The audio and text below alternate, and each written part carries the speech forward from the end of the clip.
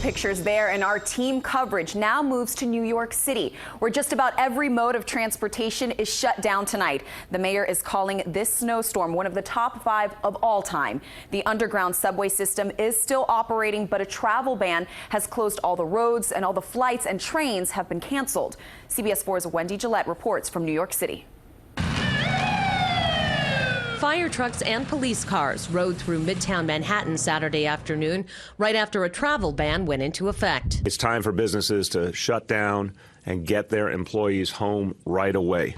Earlier, cars were struggling in the snowy streets. And with the threat of more than 2 feet of snow, all non-emergency vehicles were ordered off the roads in New York City, and tunnels and bridges were shut down.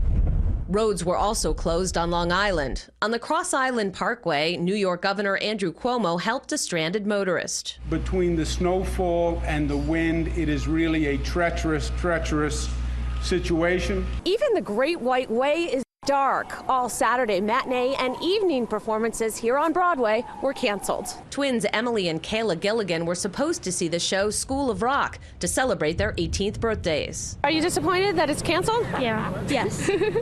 How long had you planned it? A couple months, probably. Yeah.